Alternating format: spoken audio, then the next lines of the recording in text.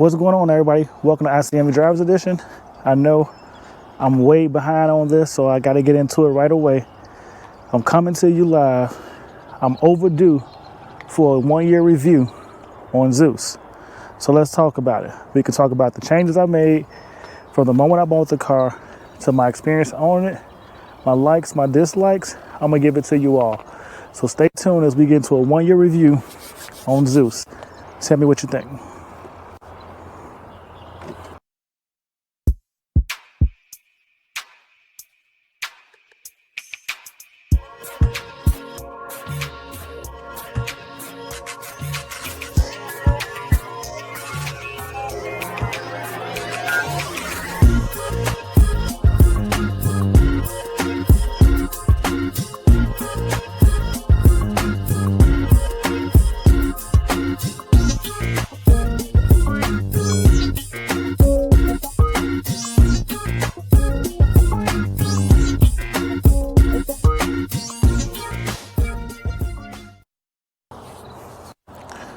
Now, if you want to take a look at Zeus now, I can tell you one thing about it is the appearance is totally different. We can do a quick flashback and you can see almost a year ago when I was out here in the same location with Zeus, we didn't have these wheels. I believe the front splitter was there.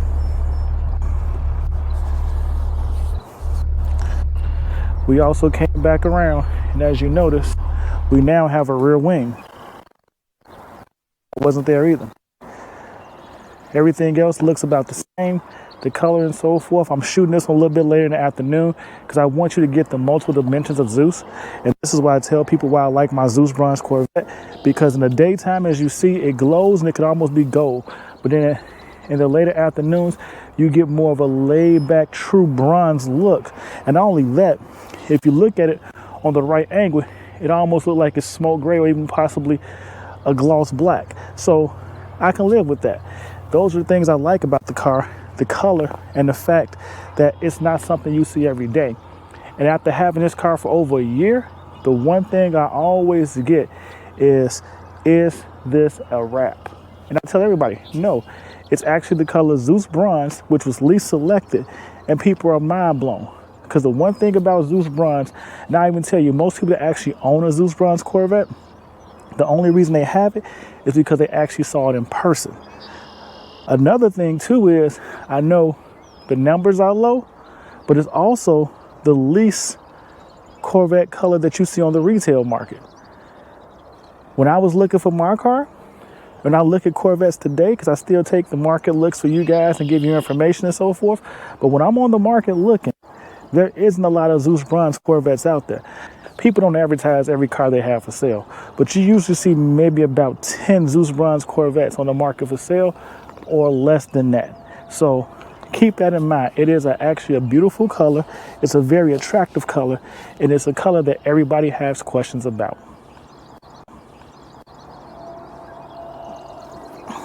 See, he almost looks black. And like I said, that's one of those attributes I really love about the car because it gives you multiple colors.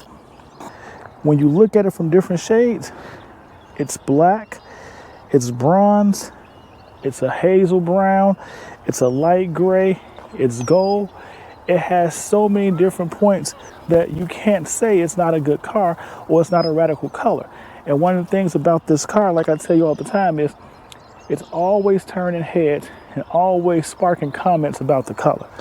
I would say if there's one thing Chevy can do, bring back Zeus Bronze. Because honestly, if I got a Z06, the color I truthfully would want it in Zeus Bronze. Let's take a moment. Please hit the like and subscribe.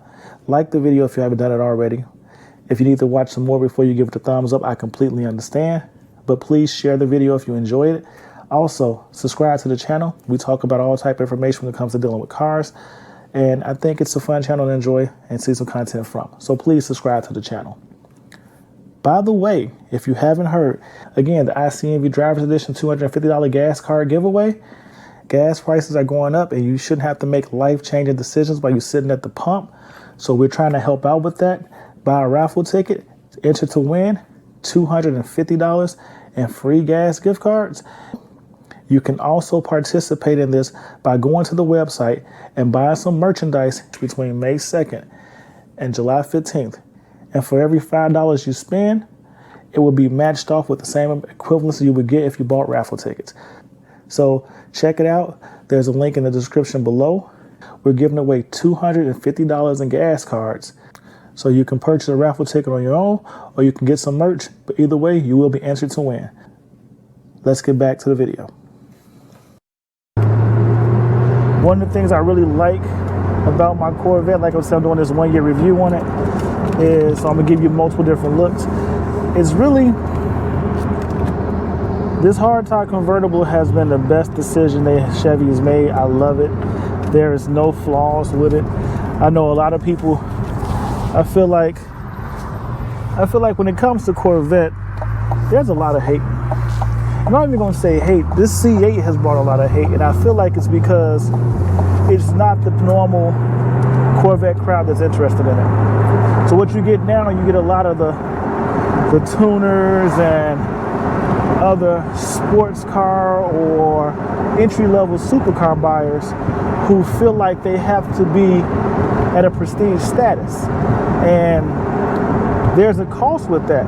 And what I mean by that is, like, the guy that would usually go out and buy a V8 Audi R8 and then tell you he has a supercar is now looking at the Corvette C8 because it's a much better vehicle and it's a better beast. So the Audi R8 V8 doesn't even compete with this, especially when it comes to maintenance, the reliability, and things of that nature. So now you have that guy with a Corvette C8. And then the thing he wants to tell you is, oh, you shouldn't get a hardtop convertible because when it goes out, it's going to be costly. Well, you get a 3-year warranty, so if it goes out in the first 3 years, it's covered. Then another thing too is you can always add an extended warranty to it. This is a GM vehicle. This is not Audi, so you're not looking at $3-4 grand a year for an extended warranty. You're not looking at $4,500 to $6,500 for a 2 or 3 year extension. So it's way more easily affordable to get a warranty on the C8 for those type of problems down the line.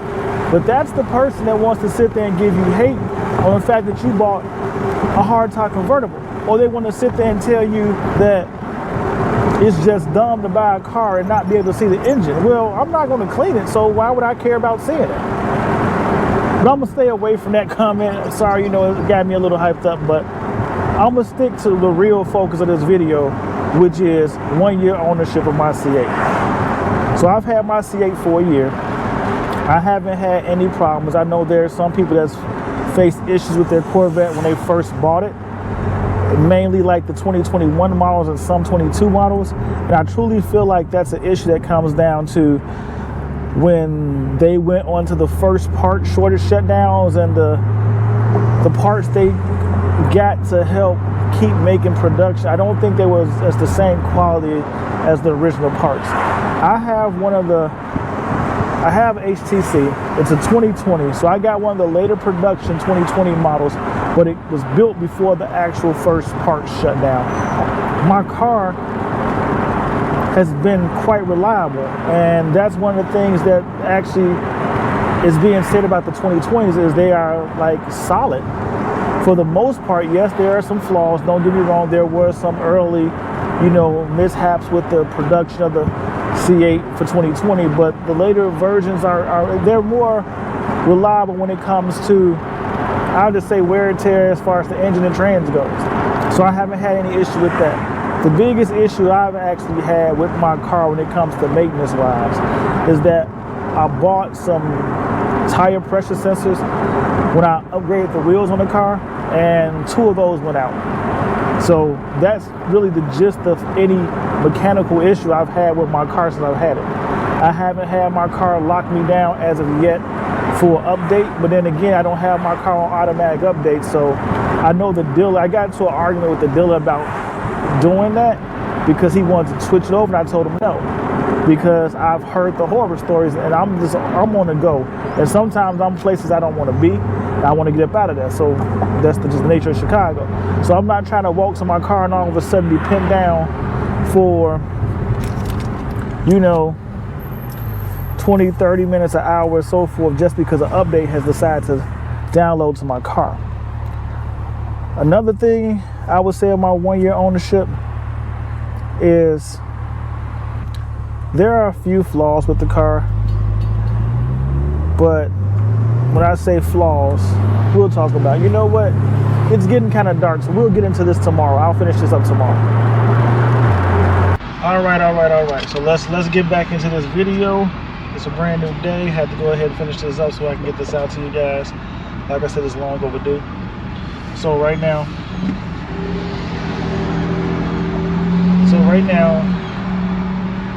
what I want to get into when I say this 1 year review, I will say this. There's a couple challenges or things I don't like about the car after owning it for 1 year. Some of these made my 5 things I don't like about my C8, some of it didn't. So like I said before,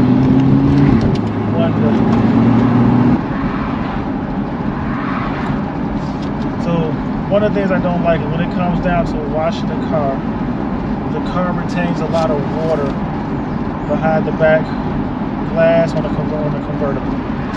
It's water buildup, and apparently that is a known factor or a known fact. So I feel like a little bit more R&D could have been done to address that, because when you have a buildup of water when it rains, if you get caught in the rain, or when you wash your car, and it's in an awkward spot to get, especially if you're not tall, because I know a couple of people that, I'm not extremely tall, I'm actually 5'10", you know, 5'11" is my shoes, but I don't really reach all the way across. I can usually get my water buildup out, but I know a couple people that are truthfully like 5'8" or 5'7" who own one. They struggle cleaning that area. So my thought process is GM could have did just a little bit more R&D to kind of make that not such a storage space for water. And then like I said, when it rains, sometimes you just want to crack it, the back glass, for some airflow, and you get a ton of water coming in. And that's happened to me once, whereas I hopped in the car, didn't even think about it, I cracked the window, now a whole bunch of water came down. And so until the speaker right here dried out behind my head, I had to listen to, like, you know, I had to really cut the radio off, just kill the power to that. But I had to let that dry out for it to sound correctly again. So to me, that's one of the bad afterthoughts what GM have made with this Corvette C8. Like I said, the others are the air intakes for the radiator guards. I've known there have been several different videos, posts, and comments discussing it. Whereas I believe one person at GM said it wouldn't be enough damage, so it wasn't a serious thought that they felt like they had to cover it. Somebody else says something totally different. So either way, I feel like either way, it's one of those topics that really didn't, you know, seem to get addressed that much. Another thing that has been an issue, or I say a concern of mine about the car from the 1 year worth of ownership, is when it rains, when you wash the car and so forth. Mine hasn't been that bad, but you do get some water inside the front two struts. Now, when I first heard about the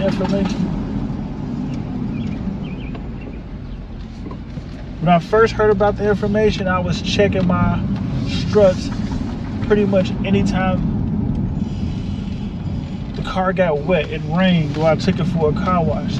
And then what I really learned is, if you have the magnetic ride, it's a slight cause for concern, but the water buildup in the area being aluminum, so it shouldn't really corrode or anything like that. But I feel like at the same point in time, although people sell covers for your struts to prevent any type of water from getting in, and I'm 100% sure the cost isn't $35 a piece for each cover. And even if it is, realistically, GM could have addressed that and took care of it. So when it comes to that aspect of it, I feel like that was something that was where the ball was dropped when it comes to General Motors. They could have easily addressed the strut issue to prevent water from getting in. But honestly, once I really get past those topics. Everything else is just personal preference based off what I didn't choose as far as options go. I would definitely like a little bit more carbon fiber for my taste, but now the aftermarket industry has things like that to cover that. So I can address all those lack of options I didn't get on the aftermarket side. So I'm not really concerned about that much. But like I said, those are the issues with the car I did not like. So when I get past that, we can talk about all the fun and so forth I enjoy with the car. And like I'm telling you, 1 year ownership, I'm still happy I got it. Honestly, the only thing that makes me even think about realistically getting rid of it is the possibility to upgrade it to something else. But I still, like I told you before, I really have a struggle with that, because the color, I can't replicate the color. So I'm sure I can probably find a paint shop to do it, but by GM not offering the color anymore, and I really love this color, it makes me feel a little bit different about it, you know. So when it comes to that aspect of it, that's what my lines draw. It's like the launch control. I'm sure you've seen the video where I did 0 to 60. If you haven't, go check it out. 0 to 60 in 2.9 seconds. It is real. Actually, I did it quicker. As a 3LT non-Z51, I got it in 2.8. I got it on film at 2.8. The best I have done has been 2.7. I just never recorded it. And that is pretty impressive for a base car. Like I said before, for another video, this car has tons of low-end power and torque, so if you're looking to get one, it's more car than most people need. So continuing on my 1 year review. The 3LT, I'll tell you right now, probably the best decision I made. I was really leaning towards the 2LT because, like I tell everybody, that's probably the bang for your buck if you're looking to get a car and you're trying to get the best of both worlds, the look, the performance, and the nice quality interior with the toys and so forth. Like the blind spot that comes with the 2LT, things of that nature, I feel like you need all that to drive, because there are some blind spots, but they aren't that bad. You can almost position your mirrors in a way that most of the blind spots are eliminated, so that's a cool thing. So I would recommend you try to do that. But the blind spot monitoring, all those features to me are, you know, they are worth the extra money for stepping up from a 1LT to a 2LT. This 3LT though, like I said, I am more of a luxurious person. I can really tell the difference in the quality of the leather. I can tell from the areas that are more covered with leather. I'm really happy with my interior, this natural interior, the two-tone natural interior. But I will say this to you, as I have started to realize, there is with Scotch Guard you can put on your seats, so I would highly recommend that if you do get the natural interior, because before I really treated my seats, some of the pants and things of that nature that I wore or my passengers wore did kind of stain the seats. So to prevent that from happening, I would say look into doing that. But other than that, I love this natural interior. I feel like it's maybe a little bit more upkeep in the inside than any of the blacks or blues or other colors, the reds. But to me, it also has more of a luxurious and sexy appeal that I just like. So for me, the natural interior, I'm not gonna say it was a no-brainer, but it's a decision that I don't regret making, and it's actually an interior I love having. So I think before I wrap this final thing up, before I wrap up this whole 1 year review, I would just like to say that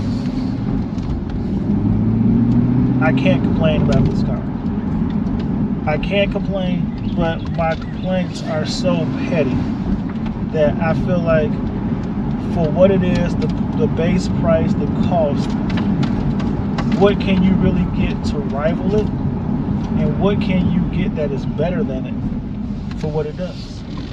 So that's my thoughts. That's my 1 year review on Zeus, my C8. Tell me what you think in the description below. Please hit the like and subscribe. Join the ICMB Drive Station community. By the way, don't forget to get your raffle ticket for the $250 gas card giveaway. But until the next video, I'll see you in these streets. Peace.